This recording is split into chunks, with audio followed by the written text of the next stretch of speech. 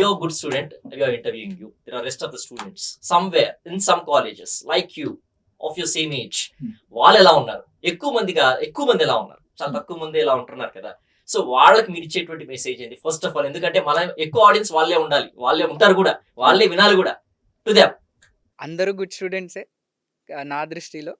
కానీ వాళ్ళకి తెలీదు that grades matter, but they are not everything.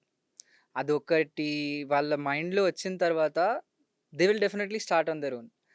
ఆ బబుల్ నుంచి వాళ్ళు ఓన్గా ఎస్కేప్ అవ్వాలి.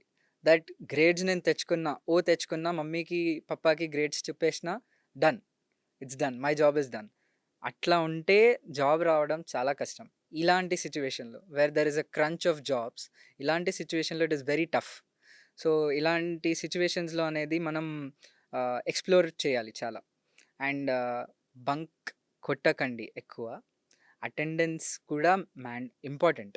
ఎందుకంటే మాకు కాలేజ్లో అనేది బేసిక్ చెప్తారు. ఆ బేసిక్ అనేది యూ నీడ్ టు నో. మీరు బిర్యానీ చేసే ముందు బిర్యానీలో ఏముంటుంది అదైనా తెలుసుకోవాలి. సో అలాంటి బేసిక్ ఇంగ్రీడియంట్స్ అనేవి మీకు కాలేజ్లోనే ఎక్స్పోజర్ దొరుకుతుంది. సో ఆ కాలేజ్లో మీరు రెగ్యులర్గా వెళ్తే మీకు తెలుస్తుంది. Later don't go to college, you know balance చేసుకోండి.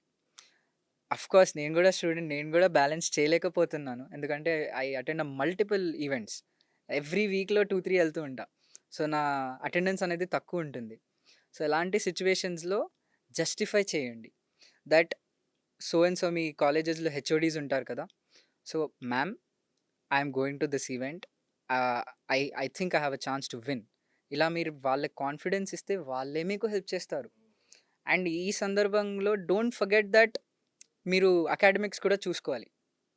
అకాడమిక్స్లో ఎఫ్ వచ్చి ఫెయిల్ అయ్యి మీరు హ్యాకథాన్లో విన్ అయ్యి అది కాదు. Those both things don't go together.